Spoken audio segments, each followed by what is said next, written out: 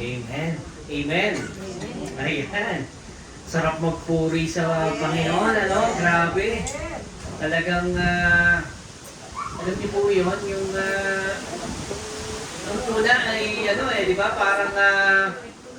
Parang kung isipin po natin, yan yung panahon na in love ka, di ba? Parang,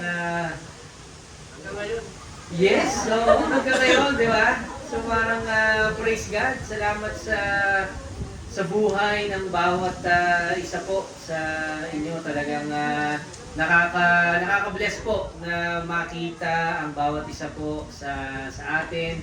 Bagamat meron po tayong hindi nakasama ngayon, pero patuloy po ang panalangin natin kay Sister Susan. Ako, kung nung nakaraan na meeting po natin ay natikman nyo yung kanyang pichi-pichi. At oo, praise God sa buhay po ni Sister Susan. Ngayon po ay patuloy po natin siyang ipanalangin at ang recovery ng kanyang karamdaman. Siya po ay nasa hospital ngayon, pero naniniwala tayo na ang Panginoon po natin ang ating pong manggagamot. Tama po ba? So parang walang imposible sa kanya at naniniwala po tayo na ang kagalingan ay patuloy na maranasan, no? Hindi lang sa spiritual, bagkos pati po sa ating physical. Kaya patuloy lang po natin i-deklara. Huwag po tayong panghinaan ng loob. Minsan po ang kaaway, yan po ang nais para sa atin, pero para po sa atin na mananampalataya, para po sa atin na alam natin na mayroong kagalingan, walang imposible sa Diyos. Amen, amen, amen. So, ganun din naman kila Sister Wendy. Ayan, at hintayin po natin at baka makarating na sila, no? So, parang ayan. At syempre po kay Sister Crisanta. Ayan. Namiss po namin kayo. At salamat po sa Panginoon sa inyong buhay. Ano, kay Sister Jean, syempre po kila Sister Dot, Sister Edith, tsaka kay Nanay Manita. Maraming salamat po. Kami po ay tunay na nabe-bless. At syempre po sa ating lahat na bumiyahe pa mula mula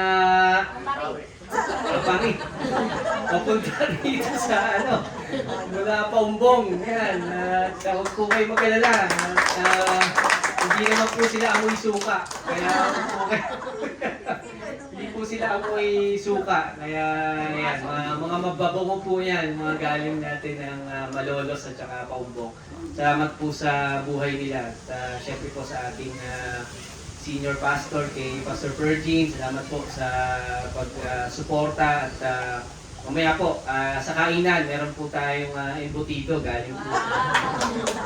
Salamat. At di ba nakita niyo po kaya huwag po kayong sa akin po ay hindi po pag pumunta kayo dito ay kung wala kayong pagkain, mahihiya kayo. Wala pong ganon, okay? Wala pong ganon. At naniniwala po tayo, ang Panginoon po ay nagpo-provide at hindi po porket na, halimbawa, nung nakaraan, hindi dala akong pagkain, ngayon wala na. Wag po sana magkaroon ng mga ganong kalisipan sapagkat ang Panginoon po natin ay tunay na nagpo-provide ng lahat po ng ating pangangailangan. Kila Sister Rosa, meron tayong mamaya yun? Biko ba yun? Ha? Palitaw! Ayan, grabe, di ba? So, imagine po natin kung may palitaw. Talagang dumadaloy. Salamat kay Brother Ramon. At, ayan, at tayo nga po ay katulad nga ng sinabi ni Jace kanina, no? Tayo po ay nasa buwan ng pag-ibig. Actually, dapat nga hindi lang buwan ng February ang pag-ibig, no? Dapat ito ay araw-araw, di ba? So parang Parang Pasko, di ba? Minsan ang Pasko, ang akala natin ay every December 25 lang. Pero ang pinaka masaya po noon ay everyday dapat ay na-experience po natin ng Pasko. Amen, amen. Kaya, ayan, tuloy-tuloy po tayo mga kapatid. Tayo po ay nasa Love Month. Ayan. At, ayan, naingay daw si David. Alam niyo po, may masama ring news, ano po, yung isa po nating kapatiran din na nakakasama natin dito, si Tita Becky, ay kanya kasama ko ng Panginoon right now, ano, at sila po ay masaya sa piling ng ating Panginoon, pero alam niyo po, nakakalungkot, pero syempre po tayo po ay masaya para sa Kanya, sapagkat sabi nga, wala nang hirap, no? Wala nang pighati. Ayan po. At nakasama po natin siya. Matagal po nating nakasama. Parang June pa lang po ay umattend na po siya. Meron nga mga araw, mga linggo na pupunta siya dito kahit wala. Kahit wala po tayong service. So nakakatuwa. At nung napag-pray din nga po namin siya ay talagang kahit hindi na siya makasalita ay nag-chacharito rin siya. Ganon, kahit na hirap po yung kanyang pagsasalita nung time na yun. Kaya mabuti po ang Panginoon at hindi po niya tayo pinapabayaan. Yan. So, kailangan lang po nating spread yung gospel. Alam niyo po, nasa Antipolo ako nung nakaraang, itong week na to, nasa Antipolo. Doon ko lang pala nalaman na yung palang mga tiga-Antipolo ay galit sa mga tiga-Pulo. Antay. Antay.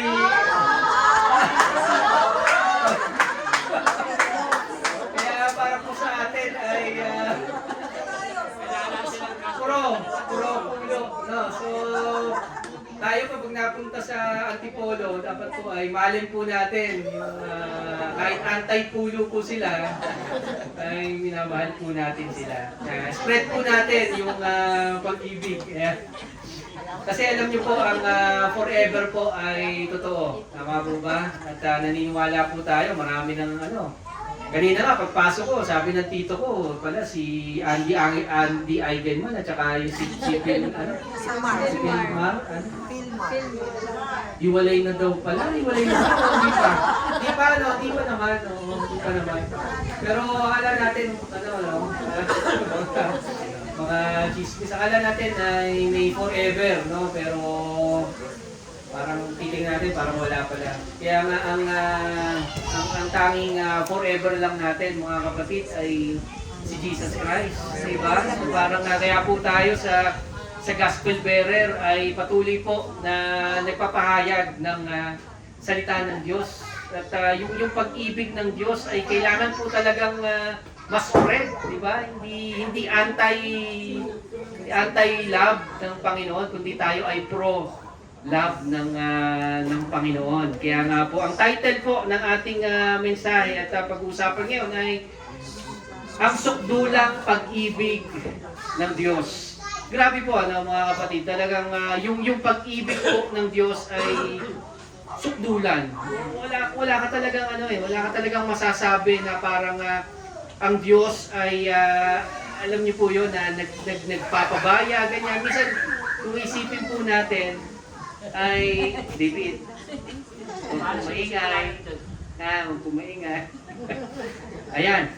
So, kung iisipin po natin ang pag-ibig po ng Diyos, no? Ito po yung pinaka-powerful sa lahat. At naniniwala po ba kayo doon na ang pag-ibig po, pagka ikaw ay merong pag-ibig, talagang namumug ka. Kahit minsan ay ayaw mo, di ba? O minsan ay mahirap gawin para sa isang tao. Pero pag ikaw ay may pag-ibig, di ba parang automatic na sa iyo Di ba? Kaya minsan parang iisipin mo, ba't yung taong yun? Grabe yung pagmamahal dun sa tao na to. Di ba? Kahit ganito na yung ginawa nung tao na to doon. Di ba? Talagang napapatawad pa rin. At, di ba? So parang Galing. Ang tanong ay, tayo po ba ay naniniwala sa sukdulang pag-ibig ng Diyos? Naniniwala po ba tayo na ang pag-ibig ng Diyos ay hindi nababawasan? Kasi mga kapatid, ibang issue yung iniisip po natin na ang pag-ibig ng Diyos ay sukdulan. Pero, iba rin po na iniisip natin na ang pag-ibig ng Diyos, na sukdulang pag-ibig ng Diyos ay hindi nawawala sa atin. Kasi marami pong nagtuturo na ang pag-ibig daw po ng Diyos, kapag ka ikaw ay pasaway, nawawala. So, minsan mahal ka ng Diyos, minsan hindi. So, parang kumuha ng santan. Ano yung santan, di ba? Dati may santan kami dito ng lola eh. So, ang ginagawa ko, pipitikin ko ganyan. So, parang, she loves me not, di ba? Parang, she loves me not.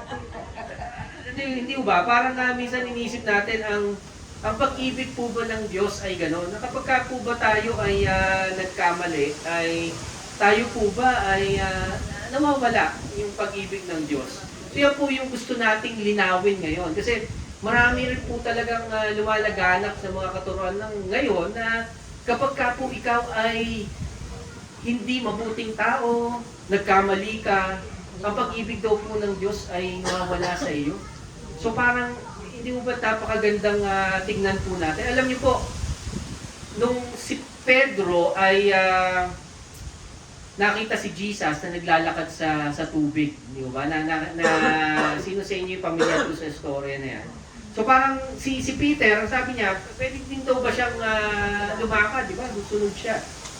So sabi ni Jesus, di ba, sige, lumakad ka. Di ba? So lumakad si Pedro. Ang problema, nung nawala na sa focus si Pedro dahil syempre nung una tinitignan niya ang Panginoon di ba? So parang tutok siya sa Panginoon, nakafocus siya doon sa ginagawa ng Panginoon. Grabe to paano nakanakad to sa tubig? Pero ang nangyari ay nung time na siya ay na-focus sa iba. Di ba?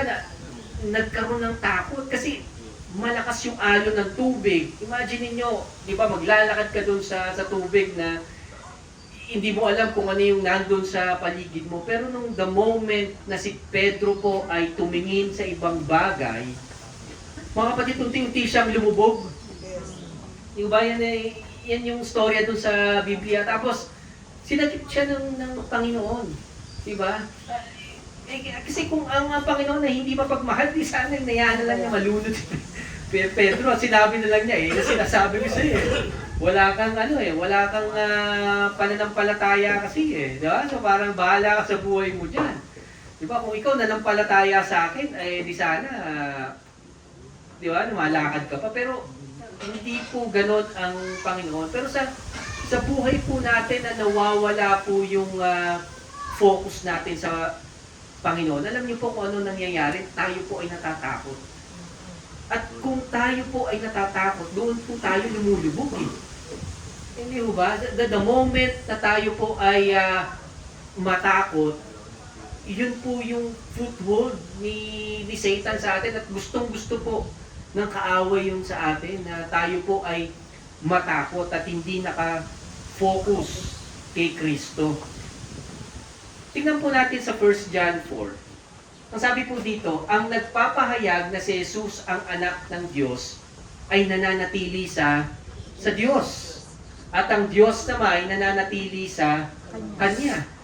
Kaya ang tanong po sa atin ay pinapahayag po ba natin si Kristo? Diba? So, yun yung pinakamaganda dito. Kung tayo po ay pinapahayag po natin si Kristo, sapagkat kung pinapahayag po natin si Kristo, sabi ng verse dito, ay nananatili sa Diyos.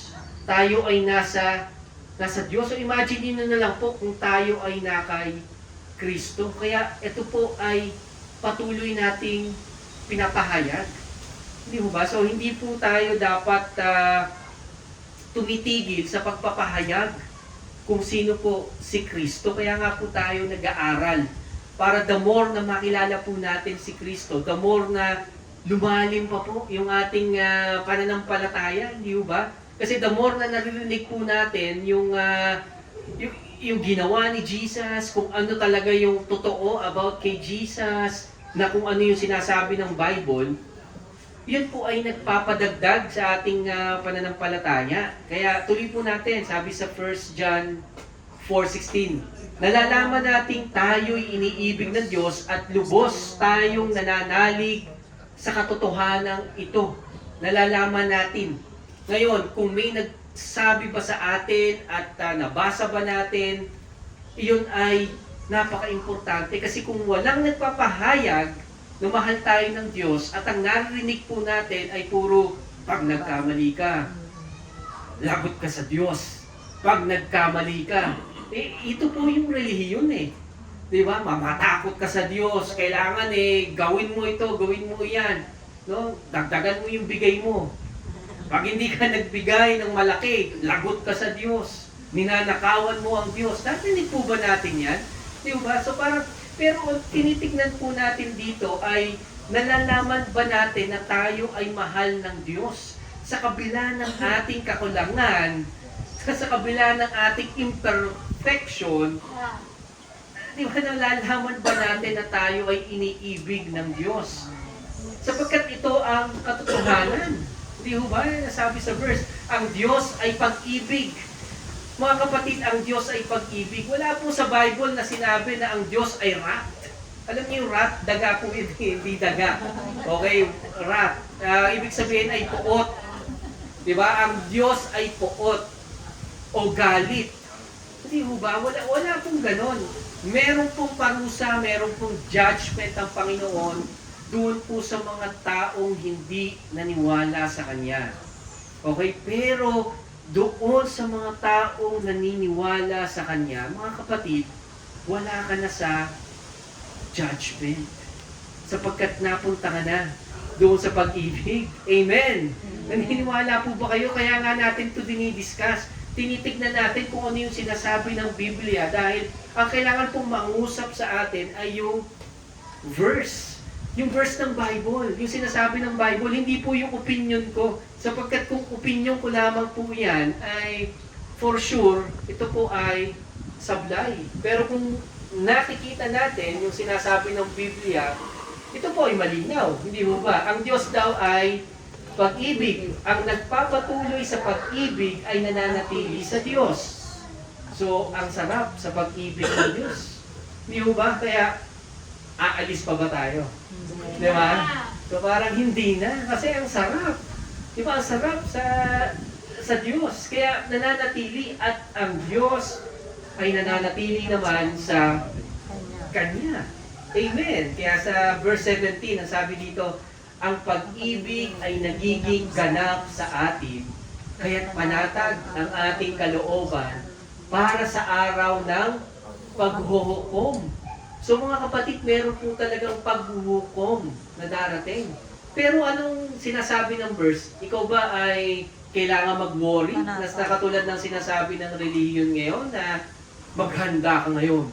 Darating ang Panginoon mamaya. Pag hindi ka handa, hindi ka masasama at ikaw ay mahahatulan. Kaya ibigay mo ang lahat ng pera mo. Hold up. Na-hold up. Ganun mo sa di ba? Ganun mo narinig natin na preaching ngayon. Di ba? Pagka ikaw, inaway mo yung asawa mo. Aray. Baka hindi ka masama sa langit. Ganyan. Tapos sasabihin na sa kumpare niya, medyo laki mo bigay sa akin ngayon. Kita mo, pati na kayo ni misis mo dahil sa di ba yun?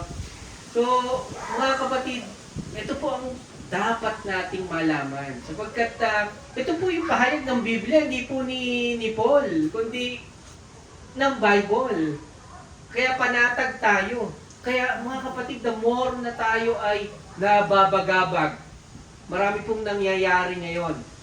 Yung ba, sa LA, diba, nakita nyo naman yung sunog, yung mga gera, tapos ngayon tatakutin kayo kasi si Trump na yung nakaupo na presidente ng Amerika. Marami nang nangyayari Mga kapatid, ito po ay mangyayari talaga.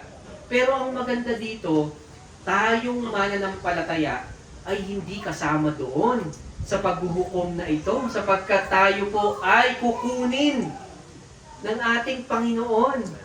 Hindi mo ba kukunin tayo sa gitna ng karumal-dumal na mangyayari sa hinaharap, mga kapatid? Sasabihin ko sa inyo, talagang 1/3 pa nga lang ng mundo ay talagang gugunawin ng Panginoon sa apoy. At ito po ay papalitan lahat.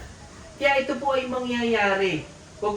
Kumbaga parang ito po ay mangyayari pero hindi pa po ngayon. May nakita nga ako kanina parang ilog somewhere sa Amazon if I'm not mistaken. Pero parang may pula.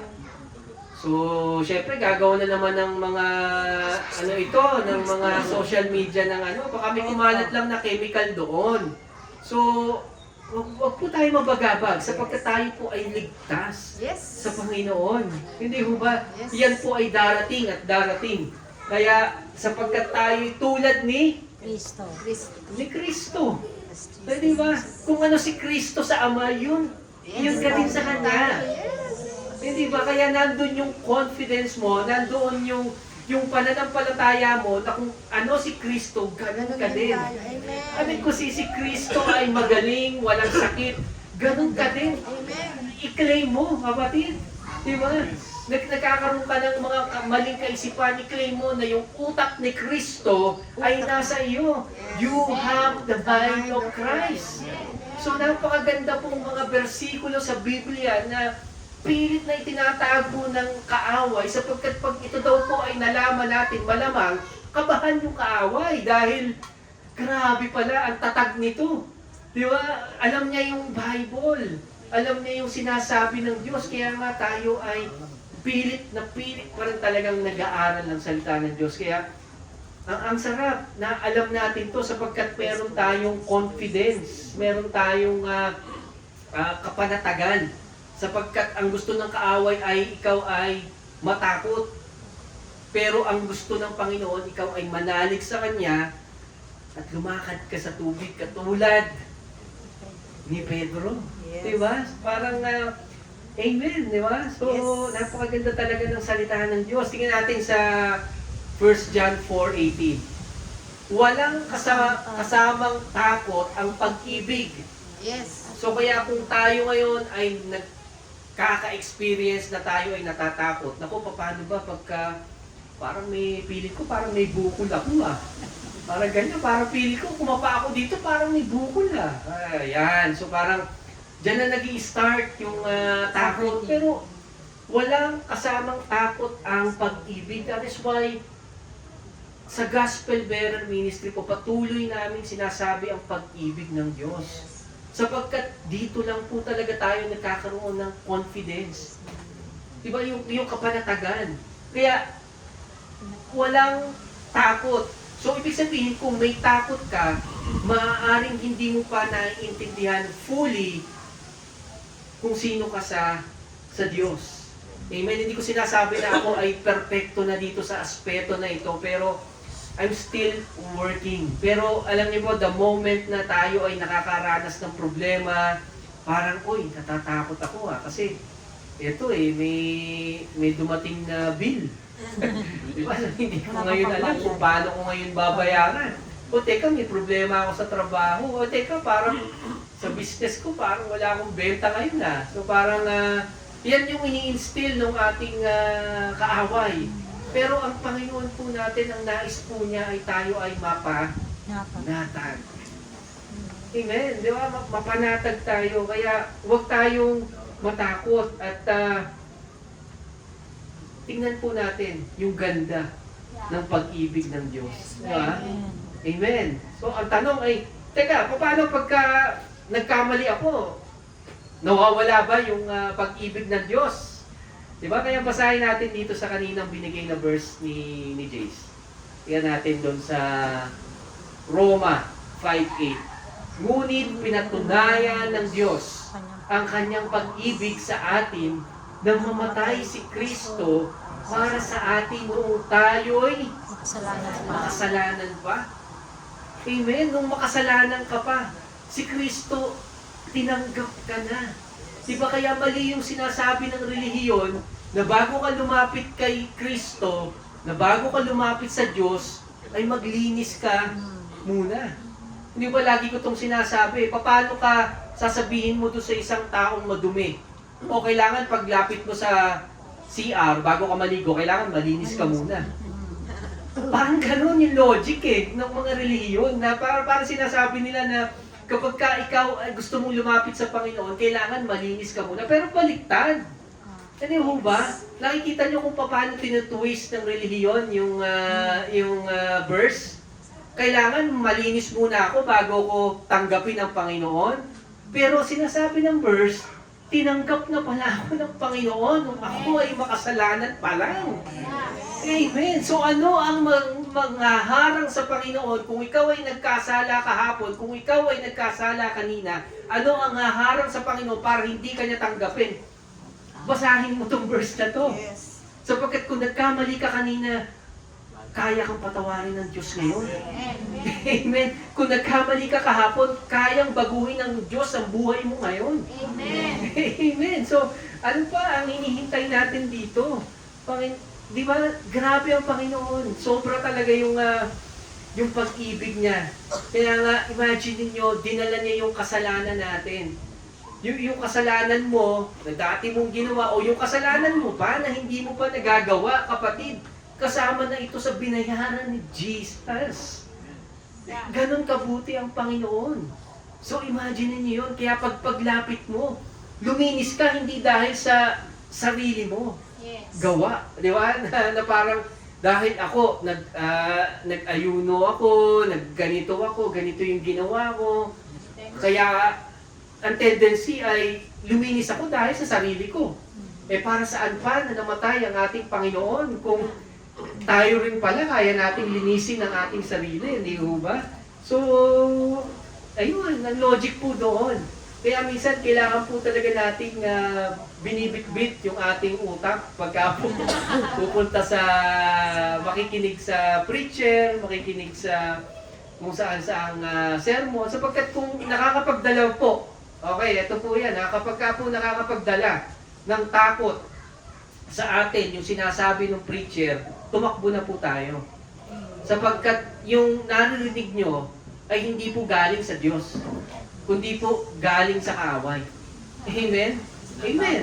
Sapagkat ang sabi ng Panginoon, minahal kita nung ikaw ay makasalanan pa. Amen. So, ikaw ay nilinis ko, ikaw ay minahal ko. Mamaya papatunayan po natin yan kung gaano kabuti, kung gaano kalupit yung pag-ibig ng Diyos sa atin. Amen, amen. Tuloy po natin. Tingnan po natin dito, no? Alam niyo po ay si Pedro. Si Pedro po nung siya po ay nagkasala. Alam niyo yung pagkakasala ni Pedro nung dininay niya si Jesus, 3 beses po yun, hindi lang once, kumbaga 3 beses. So 3 beses dininay ni Pedro si Jesus. So di ba nakakasama ng loob po ito, di ba? Para sa Panginoon. Imagine niyo na lang kung kayo yung Lord, may kaibigan kayo. Tinatuwa kayo, hindi ko kilala yan si Sister Greta, hindi ko kilala yan. Hindi ko kilala yan. Ganyan. Si Sister Diba, hindi ko kilala yan. So parang hindi ba masakit na i-deny ka? So, anong reaction mo? Imagine niyo anong reaction mo pagka tinatuwa ka ng iyong kaibigan? Kasama mo for 3 years, tapos i-deny ka. Di ba? Hindi ko kilala yan. Hindi ko kilala yan. Kaya, di ba? Tumilaok yung manok. Di ba? Yun ang sabi ni Jesus. So, pag tilaok ng manok, yun nga, nangyari ang pagkaila ni Pedro kay Jesus. So, pero alam niyo po, ang restoration ng Panginoon, hindi po siya kumuha ng dyaryo Tapos binilot niyang ganon. Tapos nung lumapit si Pedro, hinampas niya sa kapal ng mukha mo lumapit sa akin dito. Nung pinapako ako di ba? Tinatanong ko, kilala mo ako, sabi ko hindi. Tapos kita lapit-lapit ka sa akin, di ba? Parang ganun yung, di ba, imagine Ganun that, kasimple isipin. ano? Gano'n kasimple isipin. Oo, di ba? Pero kung sa ating gagawin yun, i-deny tayo, di ba? Tapos magko-comment pa ng masama doon sa Facebook. Samantalang nag-post ka lang naman. So, di ba? So, pero tingnan natin kung ina-unfriend pa. Ina-unfriend pa. Di ba? Imagine po natin. Pero tingnan po natin yung kung paano ang reaksyon ni Pedro. Kung paano po yung reaksyon ni Pedro nung nakita na po. Kasi di ba namatay si Jesus, tapos nabuhay after 3 days. Tama po? Tapos nagpakita siya kila Peter nung after, no? So ito po yung tagpo na yan So, tingnan natin sa John 21. Ayan. Nang umaga na, tumayo si Jesus sa pangpang, ngunit siya'y hindi nila nakilala. So sinabi niya, mga anak, meron ba kayong huli? Sumagot yung mga sila Pedro, no? Kasi nangingisda sila noong time na yun. Wala po, sagot nila. So kaya next, ihulog ninyo ang lambat sa gawing kanan ng bangka at makakahuli kayo. Sabi ni Jesus, inihulog nga nila ang lambat at nang hilahin nila ito ay hindi nila makaya sa dami ng huli. Ay, yung sa sasakyan, dito. Wait, lalabas yata si Ray. So, tingnan natin ha. Next verse. Ayan. Sa verse 7, ayan. Sinabi kay Pedro ng alagad na minamahal ni Jesus. Okay. Sabi ni John, si John yung alagad na minamahal ni Jesus. Ang Panginoon iyon. Nang marinig ni Simon Pedro na ang Panginoong iyon, ang Panginoon iyon, nagsuot siya ng damit dahil nakubad siya noon at saka lumusong sa tubig papunta kay Jesus. So, imagine niyo kung hindi ni-restore ni Jesus si Pedro, paano siya makakalapit kay Jesus? Alam nga niyang nagkasala siya Dininay nga niya, in-unfollow nga niya sa Facebook Di ba? Pero imagine niyo kung nung nakita niya ngayon si Jesus, abay, di ba nagdamit siya, tapos tumalon dun sa bangka at pumunta kay Jesus. Kaya yung tagpo na ito, ang sabi ni Jesus ay, tinanong niya si Pedro, Pedro, mahal mo ba ako? Di ba? Tapos ang sagot ni Pedro, mahal ko po kayo, Panginoon. Kaya ang sabi ni Jesus sa kanya, pakainin mo yung aking mga batang tupa. Diba yung mga kakakilala pa lang kay Jesus. Diba pakainin mo, hindi mo paluin. Hindi ba? Kasi yung ibang preacher ngayon ginagawa, pinapalo nila yung kanilang mga yung mga tupa. Paano pinapalo? Oh, late ka na naman, ha? Late ka na naman. Kapal na mukha mo. Ganyan. Magagalit si Lord. Galit na si Lord sa'yo. Diba? Kung may krus dito, pinaka mo na kita. Ganun na. Di ba yung mga ganung preacher? So parang, di ba, feed, ang sabi ni Jesus, pakainin. So dapat pakainin ng pastor yung tupa. Di ba? So yun yung kailangan gawin, pakainin. Hindi paluin. So magkaiba po yun. Okay? Tapos sumagot si Jesus, mahal mo ba ako, Pedro? Sumagot uli si di ba? So sabi niya, guide, di ba? I-tend my sheep. Di ba? Alalayan mo yung aking mga tupa. At sumagot pa uli si Jesus, mahal mo ba ako?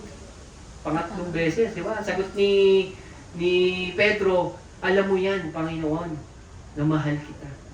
So pero, di ba nakita natin yung conversation nila, nandun yung intimacy. Mga kapatid, hindi po yun nawala. Compare po ito, nung unang nakita ni Pedro si Jesus, may unang tagpo kung saan nakita ni Pedro si Jesus. Una pa lang sila nagkasama at nakilala na ni Pedro si Jesus. Paglapit ni Jesus, lumuhod. Paglapit ni Jesus kay Peter, lumuhod si Pedro. Dahil nga banal eh. Diba? Ang mindset ng tao, kapag ka nakakita siya ng banal, Luluho. diba? Talagang luluhod siya eh.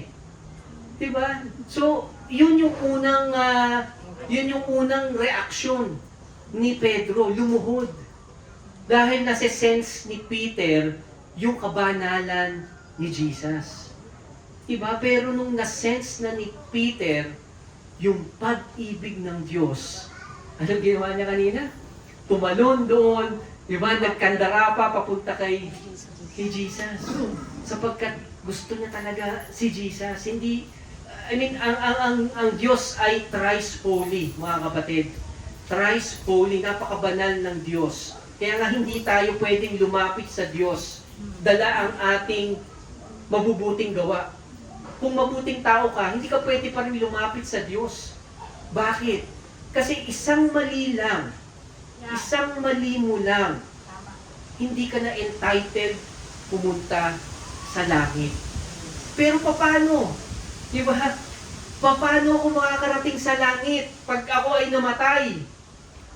Hindi lahat ng namamatay, kapatid, ay pumupunta sa langit. Yung iba nasusunog sa impyerno. Totoo po iyon.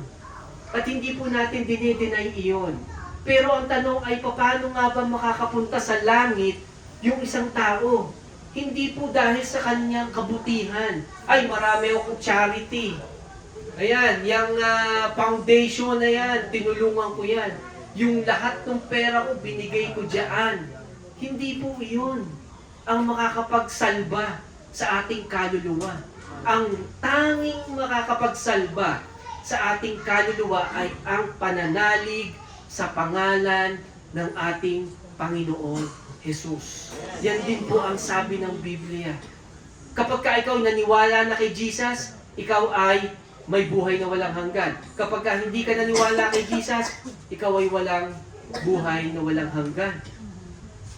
Diba? Napakalinaw po niyan. So, imagine po natin si Pedro, talagang gigil na gigil. Gusto niyang mayakap, gusto niyang makita ang Panginoong Hesukristo. Dahil nga, excited siya.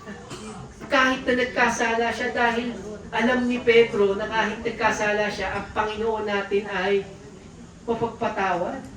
Diba? Hindi kinout sa kanya yun, sapagkat lahat ng kasalanan ng tao ay dinala na sa krus ng Kalbaryo. Amen. Lahat. Ang kailangan mo lang gawin ay maniwala. Kaya ang tanong sa atin ay, pinaniniwalaan ba natin ito na ganun tayo kamahal ng ating Panginoon? Alam niyo po, pinatunayan na ng Panginoon kung gaano niya tayo kamahal. Kaya nga yung sinasabi ni Francisco Baltasar, pag-ibig na makapangyarihan kapag ikaw ay pumasok sa puso ni Numan. Diba? Hahabakin ang lahat. Masunod ka lang. Diba? Parang, ha? Oo. Diba? Ang ganda eh. Diba? Pero, alam mo, talagang ginamak ng Lord lahat. Ginawa ng Panginoon lahat para sa atin. Amen. Diba? So, minsan tatanungin natin, paano yung hustisya, Panginoon? Nakala ko ay, ikaw ay God of Justice. Alam niyo po, yung God of Justice at saka God of Love ay nagtagpo doon sa krus ng Kalbaryo. Amen. Bakit? Bakit nagtagpo? Sapagkat lahat ng kaparusahan na dapat doon sa ating kasalanan ay binitbit lahat ng Panginoon. Diba? Kaya nga napanood natin nung isang session natin, nung tayo po ay nakita natin lahat yung kasalanan. Ito po ay pumunta sa katawan ni Jesus. Doon po pinarusahan ng Panginoon eh. Doon po binuhos ng Diyos yung galit niya sa kasalanan. Doon mismo sa katawan ni Jesus. Kaya tayo ay may kapatawaran ngayon. Hindi lang basta tinago sa ilalim ng carpet yung ating kasalanan. Dahil sasabihin natin, God of love ka naman, Lord eh. So, ibig sabihin, okay na yung pagkakasala. Hindi po. That is why sa atin po ay we hate sin. Yes. Diba, ayaw mo sa kasalanan dahil doon nga namatay si Kristo eh. Di ba, ba't ka pupunta doon? Yes. Hindi mo ba? So parang ikaw mismo sa sarili mo, pag nafe-feel mo na parang minsan nag-isip ka lang ng masama, tapos parang, alam mo yun, nababago yung isip mo na parang sasabihin mo sa sarili mo, ayaw ko nung isip na yan. At kailangan yan palitan. Kasi masama yan. Kasi namatay ang Diyos ko para dyan sa kasalanan na yan. Diba? Minsan pa nag-iisipan mo pa lang, ito gagawin ko dyan. I-unfollow ko rin ito eh. Diba? Minsan iniisip mo pa lang yan, pero alam mo, ang Panginoon, di ba? Parang namatay ang Diyos para sa Kanya. Di ba? I mean, kahit galit na galit ka dun sa tao na yun, yung Diyos. Di ba? Si Jesus namatay para dun sa tao na yun. Bakit ako magagalit sa Kanya? Na kung lahat ng kasalanan ay kineri niya. Di ba? So parang bakit ako magagalit? Kaya tayo sa atin na nakakakilala ng pag-ibig ng Diyos, talagang ang kabaliktaran ay talagang kinamumuhian natin yung kasalanan. Di ba? Parang ayaw mo na doon. Ayaw mo nang manatili doon sa kasalanan na yun. Kaya mga kapatid, doon nagtagpo yung justice ng Panginoon at yung kanyang pag-ibig. I-demonstrate ng Panginoon kung gaano niya tayo kamahal sa pamamagitan ng pagkakapako ng kanyang anak na si Jesus. At doon din naman, dinemonstrate ng Panginoon kung anong justice meron siya. Diba? Hindi lang niya tinago sa ilalim ng carpet. Dahil ako ay Diyos ng pag-ibig. Kakalimutan ko na lang yung kasalanan ni Sister Joanne. Kakalimutan ko na lang. Wala akong gagawin. Tatago ko na lang sa ilalim ng carpet. Kunwari, hindi na lang siya nagkasala. Hindi po ganun ang ginawa ng Panginoon. Ang ginawa ng Panginoon, dahil galit ako sa kasalanan, ibinigay ko sa anak ko yung kasalanan na yan. Lahat yan, pagdudusahan ng anak ko at pinagdusahan nga ni Kristo. At dahil nga dito, tayo ay may kabanalan. Dahil lahat ng kabanalan ni Kristo ay ibinigay sa atin at lahat naman ng kasalanan natin ay binigay natin kay Jesus. Amen. Amen. Grabe. Yes. Kaya napakabuti. Ang tanong na lang sa atin ay kung tayo ba ay naniniwala. Kasi ang lahat ng ito ay baliwala kung hindi po natin pinaniniwalaan. Na kung mamaya pag uwi mo, napatawad ba ako ng Lord? Diba? Huwag magtatanong tayo sa kisame, teka, parang masama yung inisip ko dun sa kapatid ko na yun. Napatawad ba talaga ako ng Panginoon? Mga kapatid, kung ganun pa rin yung ating mentality, hindi po natin naunawaan yung pag-ibig ng Diyos. Amen. Kaya po natin to dinidiscuss, kaya po natin to pinag-aaralan sapagkat ito po yung sinasabi ng Biblia. Ang tanong lang ay kung tayo mismo ay nananampalataya. Amen. Tanungin natin yung sarili natin, naniniwala ba ako sa pinagsasasabi ng nagsasalita na to? O, di ba? Pero ito po ay base sa Biblia eh. Tingnan po natin dito sa Romans 5:1. Sapagkat napawalang sala na tayo. Yes. Amen. Unang bungad pa lang. Di ba? Ang tanong, napawalang sala ka ba? Yes. Yes. Di ba? Sapagkat napawalang sala na tayo. Di ba? Sa pamamagitan ng ating pananampalataya. So, nung ikaw ay naniwala kay Jesus na lahat ng kasalanan mo ay kinuha niya sa krus ng Kalbaryo, ikaw ay napawalang sala. Mayroon na tayong mapayapang ugnayan sa Diyos sa pamamagitan ng ating Panginoong Jesucristo.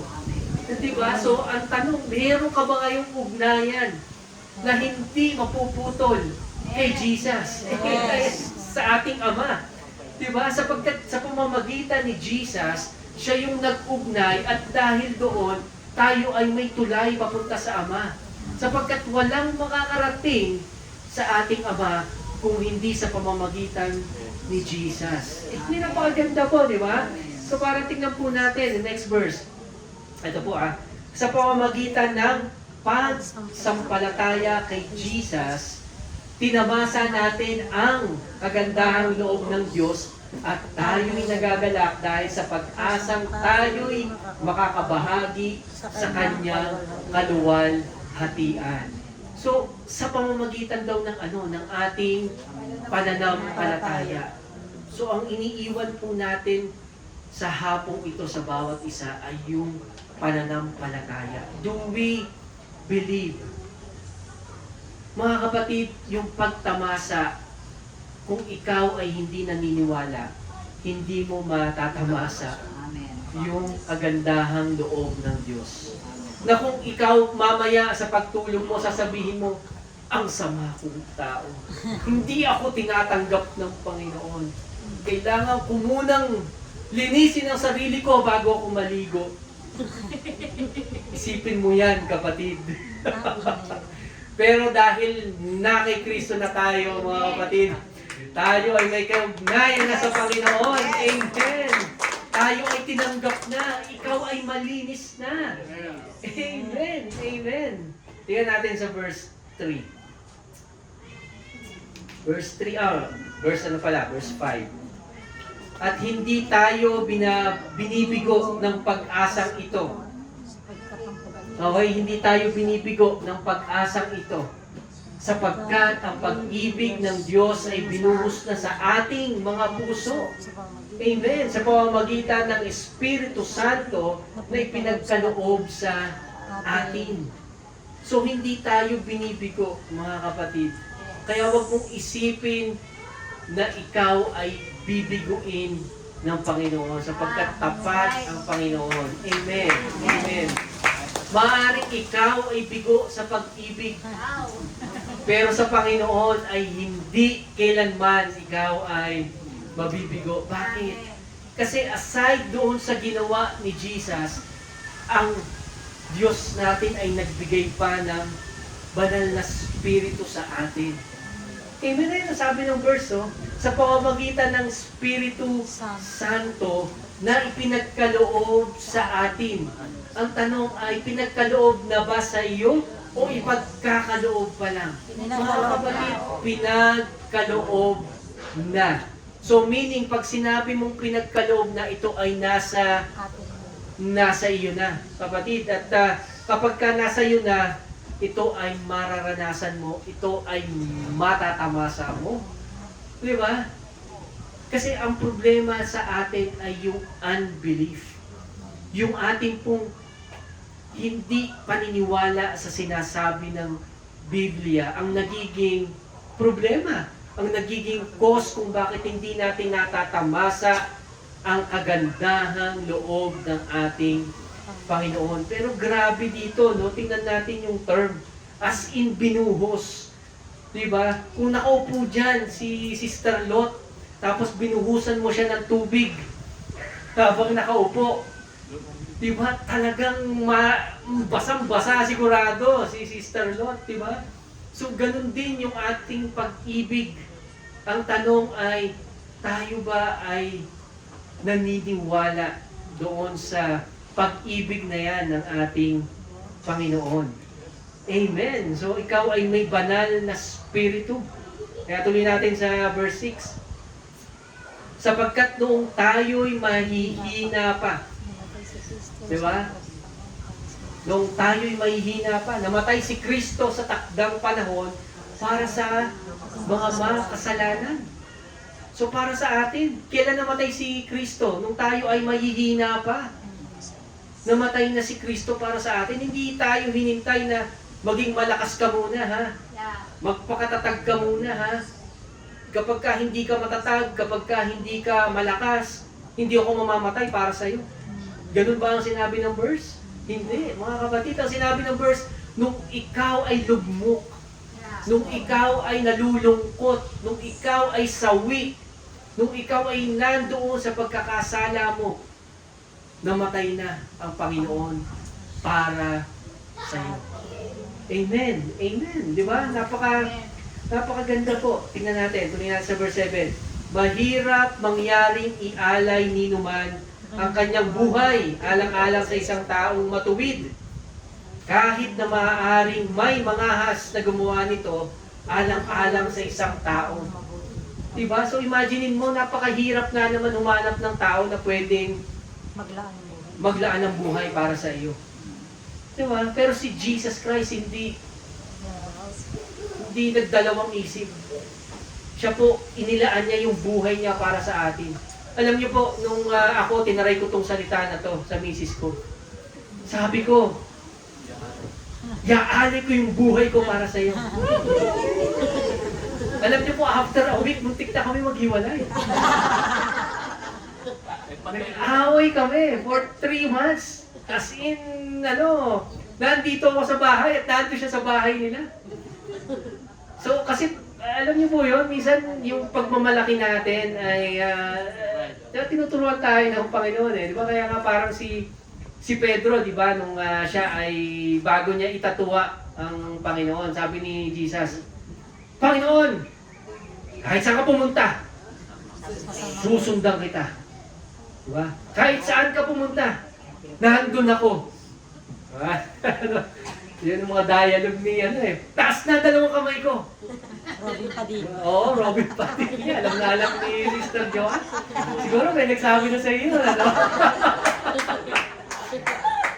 So, imaginein po natin yung senaryo na kung saan si Pedro pinagmamayabang niya. Lord, kahit saan ka pumunta, susundan kita.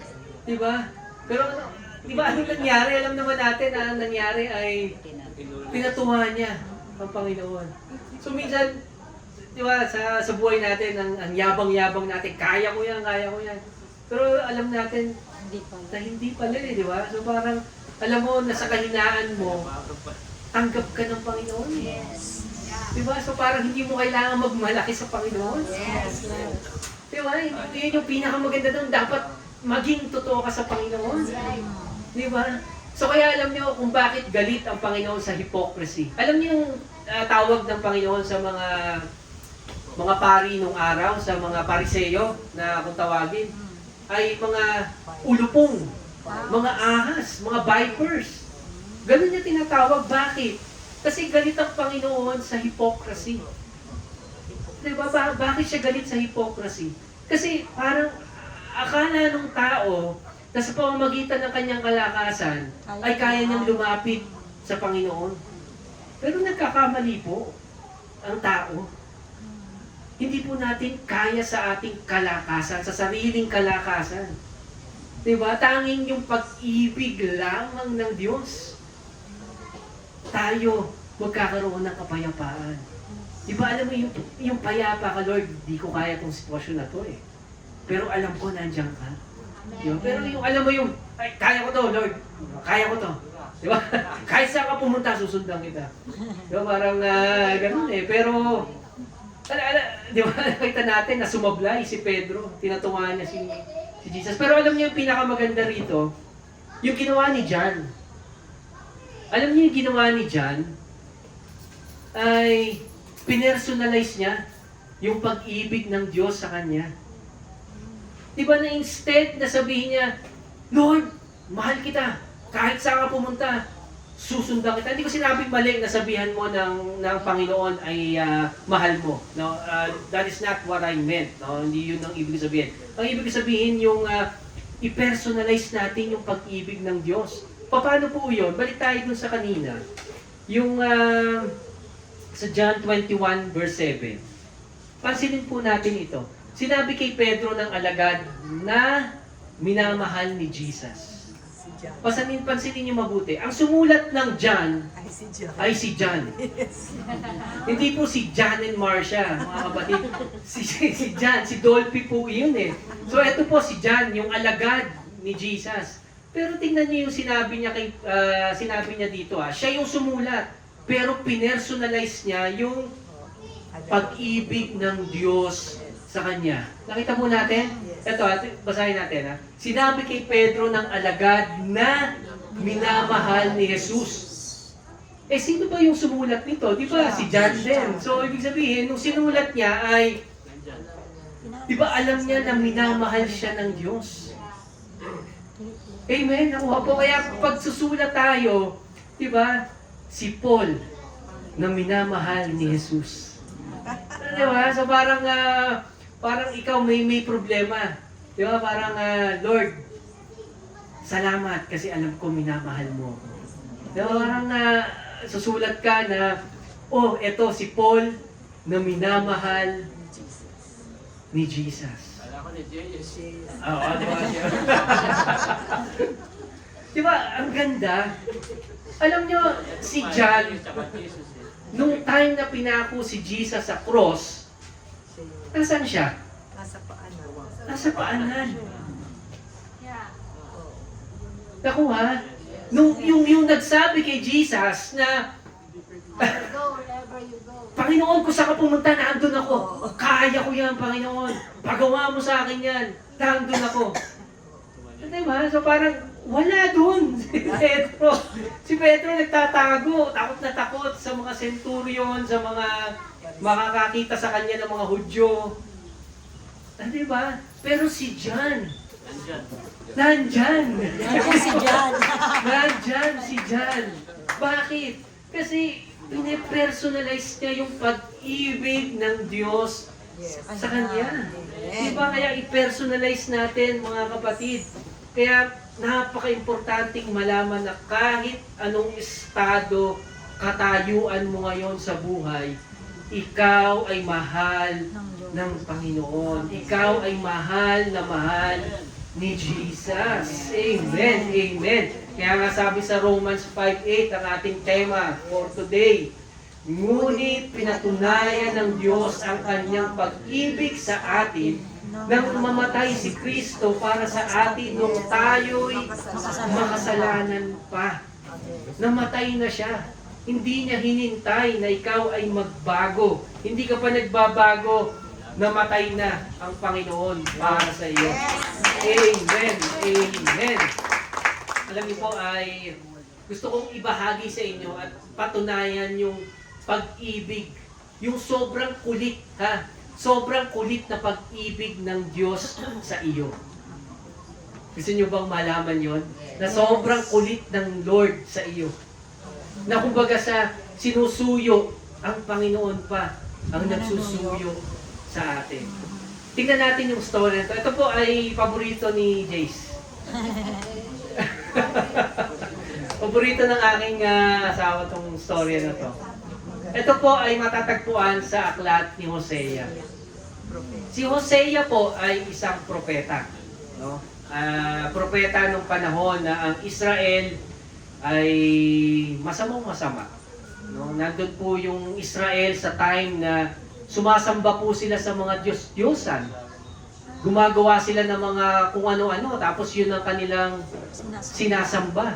At ang Panginoon po natin, ang sabi sa Biblia ay seloso. Seloso ang ating Panginoon. Ayaw niya na tayo ay sumasamba, nananalangin kung kani-kanino, sapagkat ang nais ng Diyos ay sa Kanya lamang. Kung may kailangan ka, huwag kang mahiya. Di ba? Magtanong. Sabi nga ni Susan. Di ba? Huwag kang mahiyang magtanong. Sabi ni Susan Roses. Di ba? Magtanong po tayo. Kumonsulta tayo sa Panginoon. Hilingin natin sa Panginoon yan dahil walang mahirap sa Panginoon. Kaya etong story na ito ay isang propeta na kung saan ay inutusan ng Panginoon na kumuha ng isang prostitute na babae. Tingnan po natin sa Hosea 1:2. Ito ang unang sinabi ng Panginoon kay Hosea. Mag-asawa ka ng babaeng nangangalon niya. Diba? So parang mahirap tanggapin. Pero ito po ay sinasabi ng Biblia. Hindi ko po kwento to ni Paul. Hindi po ako si Joe Damango na naggagawa ng storya. Tapos, pero ito po ang sabi. Mag-asawa ka ng babaeng nangangalon niya. Okay. So hahanap ba tayo ng nangangalon niya? Diba? So parang alam mo na nangangalon niya yung babae. Papakasalan mo pa ba? Pero yun ang pinagawa ng Panginoon. At ang inyong mga anak ay tuturing na mga anak ng babaeng nangangalon niya. Natural, kasi nga, ang nanay nila nangangalon niya. Ito ang magiging larawan ng kataksilan ng aking mga mamamayan. So ito raw ay picture ng kataksilan ng Israel. Dahil ayaw nilang sambahin ang Diyos na nag-iisa. Samba sila ng samba kung kani-kanino. Diba? Hindi nila hinahanap yung totoong Diyos.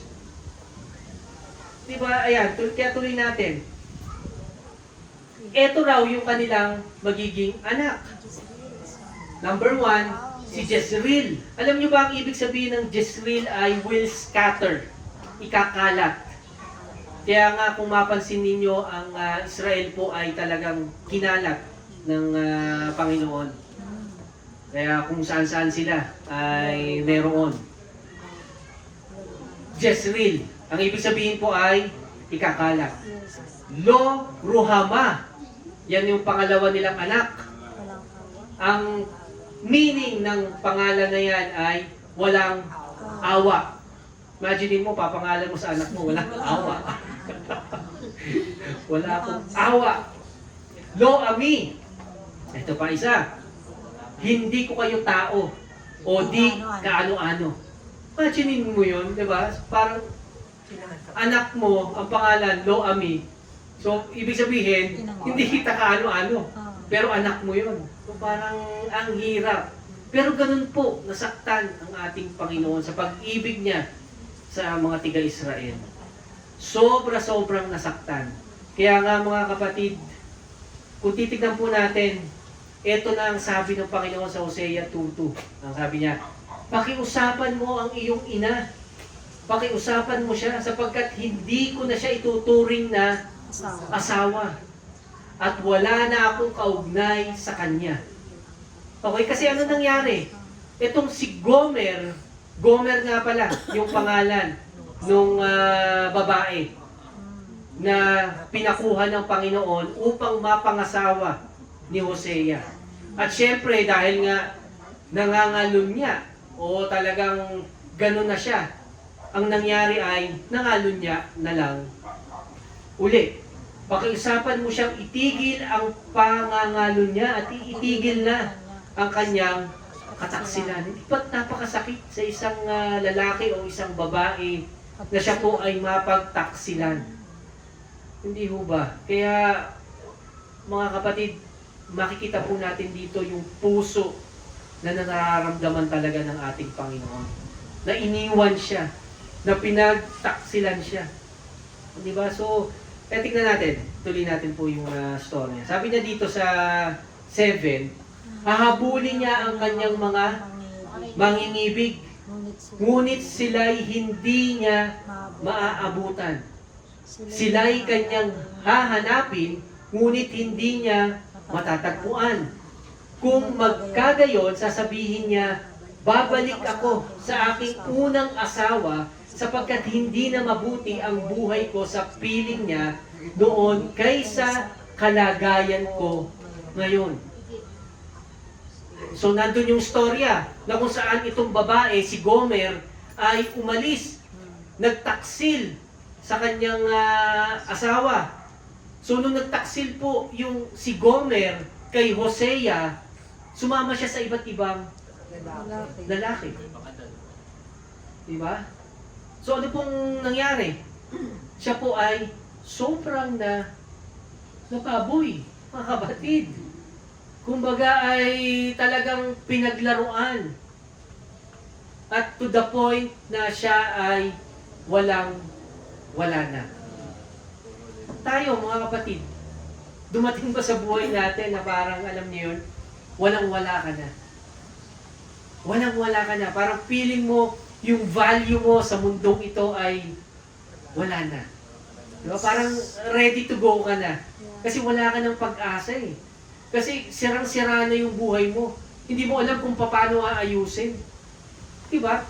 Na-experience po ba natin minsan sa ating buhay na gano'n? Sa isip. Yeah, di ba? Parang ang hirap i-process po nito.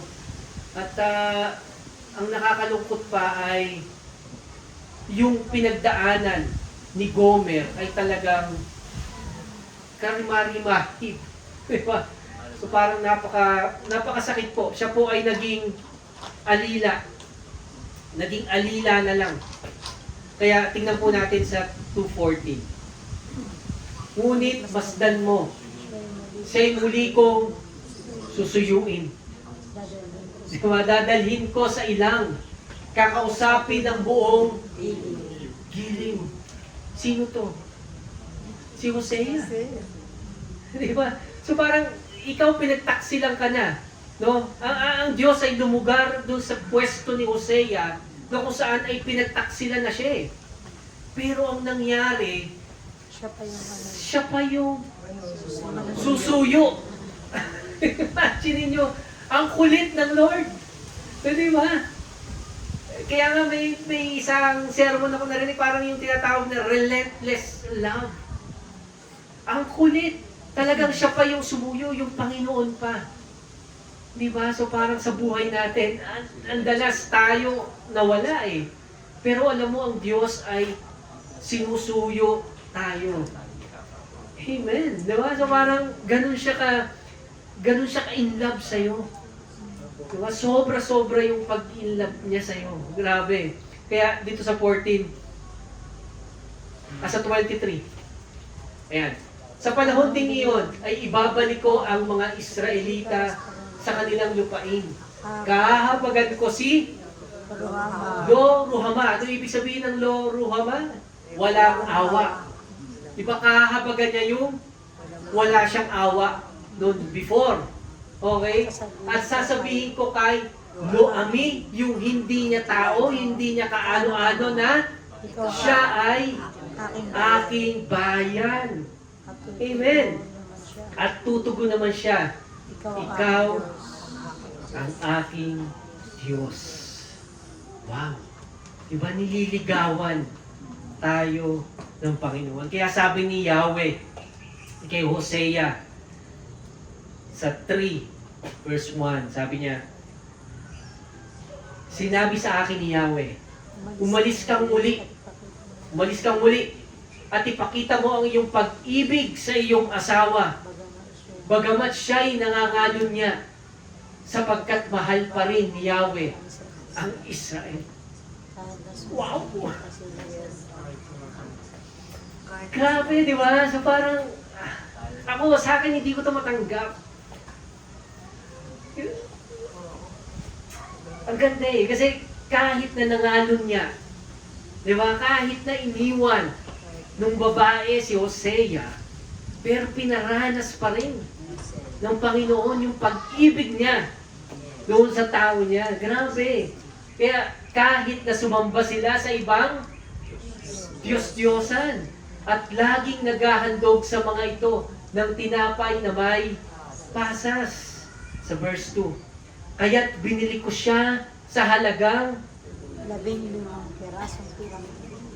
15 pirasong pilak at 150 kilong sebada. Mga kapatid, sa puntong ito ay si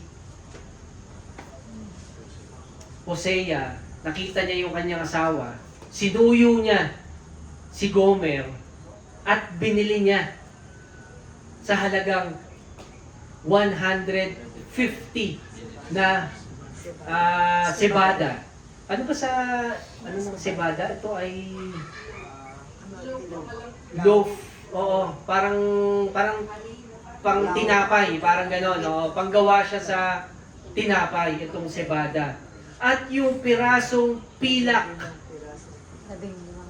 15 pirasong pilak at saka yung panggawa ng tinapay.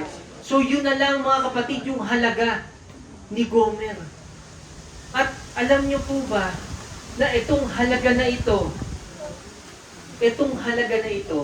ay halaga na kung saan ito na yung pinakamababang bentahan ng alipin.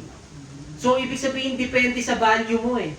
Kung ikaw medyo mataas-taas pang value na slave, medyo matipuno pa, o medyo malakas pa, medyo mahal yung value mo nung panahon nila. Kasi dati yung slave, binibili.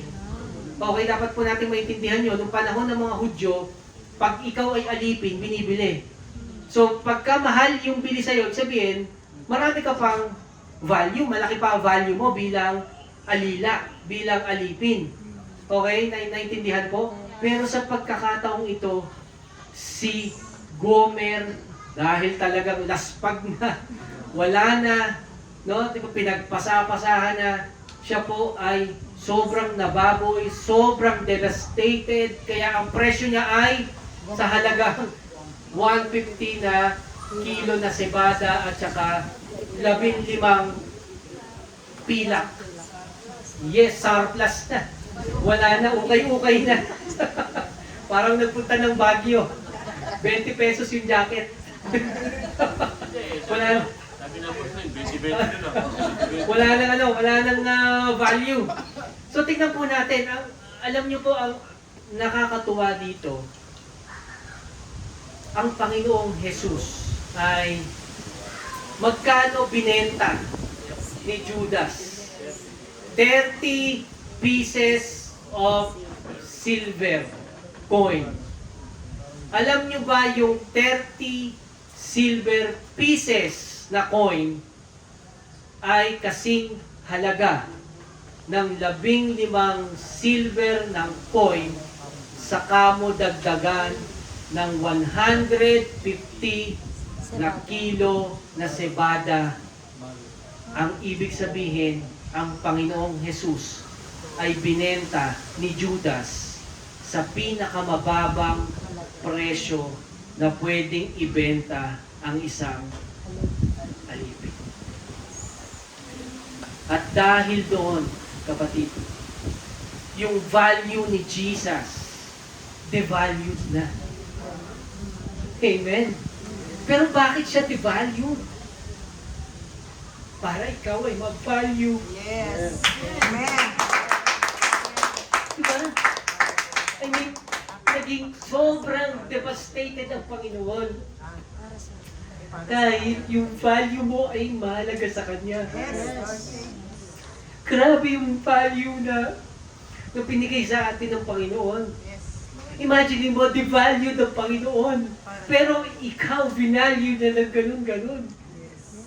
Diba? Grabe yun, mga kapatid. Kaya alam nyo, talagang yung story na to ay sobrang tumusok sa aking puso sapagkat hindi ko ito matanggap na ang Panginoong Jesucristo natin ay tunay nga na yung value niya. Di ba? Ganon kababa. Pero yung value na yun ay yun yung pinigay sa atin para tayo ay maging valuable. Yes. Amen. So, grabe, kaya alam mo, titignan natin yung buhay. Parang ayaw mong saktan yung sarili mo Mamahalin mo ng sobra yung sarili mo kasi alam mo kung gaano ka binalyo ng Panginoon. Diba? Alam mo kung gaano ka kamahal ng Panginoon. Diba?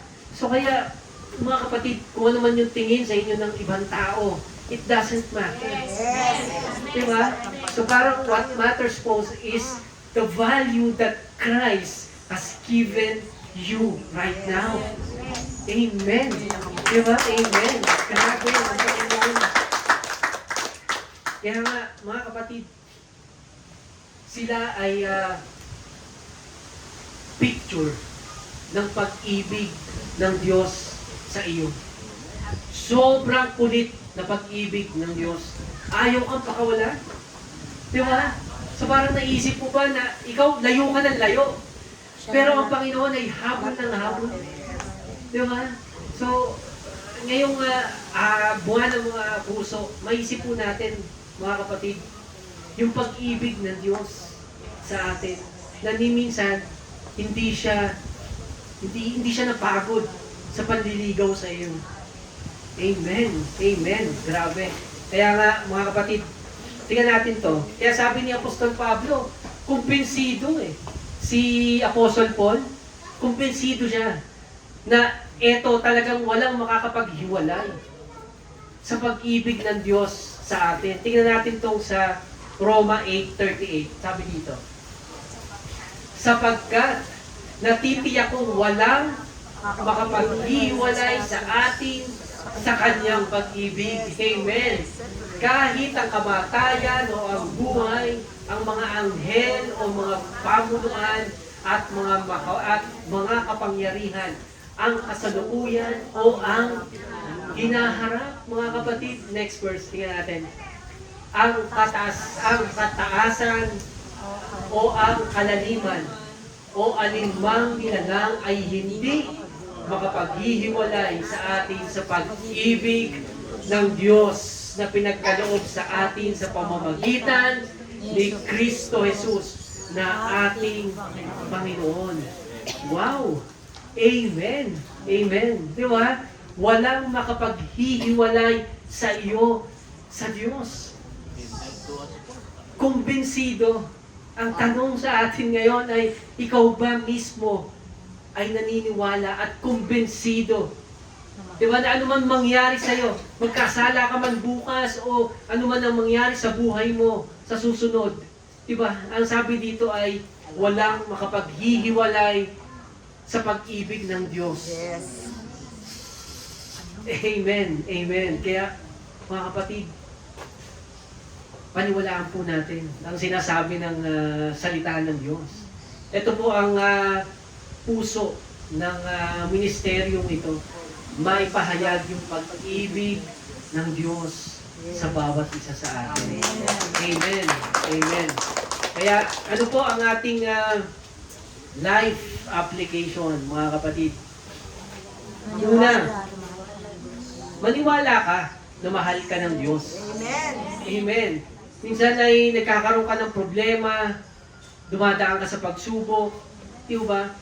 Maniwala ka na mahal ka ng Diyos at yan ay hindi magbabago. Number 2, personalize the love of Christ.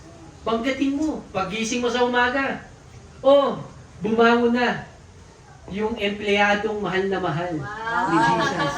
Yes. Di ba? Bumangon na. Yung asawang mahal na mahal ni Jesus. Di ba?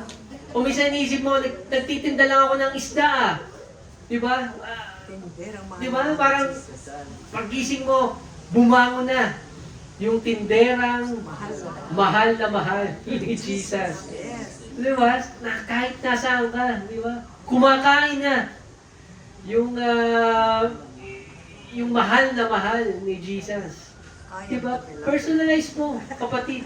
Sapagkat ito po ay yung katotohanan. Idinedeklara mo sa iyong puso. Amen. Amen. At number 3, tandaan, lagi na sobrang mahalaga ka kay Kristo. Amen. Diba? Na-devalued si Jesus. Yung value ni Jesus ay katulad ng value ng alipin upang ang iyong value ay maging prince at princess. Amen. Amen. Di ba? Amen. Kaya kung yung iba ay naniniwala, mga kapatid, na wala nang forever, kapatid, kay Jesus, meron tayong forever. Kaya ang ating big idea sa hapong ito, tandaan, mga kapatid, in Christ, may forever ako. Amen. Amen. Kaya, pasalamatan po natin ang Panginoon. Tayo po ay tumayo. Panginoon, maraming salamat nga po sa katotohanang tinuro mo sa amin. Panginoon, salamat nga sa iyong pag-ibig.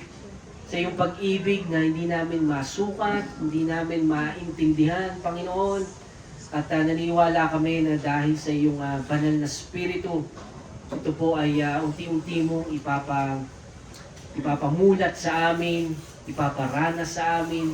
Panginoon, salamat nga sapagkat namatay ka sa krus ng Kalbaryo. Salamat dahil dumanak ang dugo upang ako po ay mapatawad sa lahat ng aking mga nagawang kasalanan. Mga nagawang kasalanan, mga gagawing kasalanan, Panginoon, ito nga po ay napunta na sa iyong katawan. Salamat nga sapagkat ang iyong kabanalan ay nasa akin na right now, Panginoon. At ito nga po ang aking pinananampalatayanan, Panginoon, sapagkat ito nga po ang iyong sinasabi. Panginoon, maraming salamat po sa tinapos mong gawa sa krus ng Kalbaryo. At dahil nga po dito, na maidedeklara ko na ako nga po ay pinagpala, ako ay pinaburan, ako nga po ay pinagaling at Yes. mabubuhay ng mahaba. Yes, Ako Lord. nga po ay charito. In Jesus' name. Amen. Amen. Amen. Thank you, Jesus. Thank you.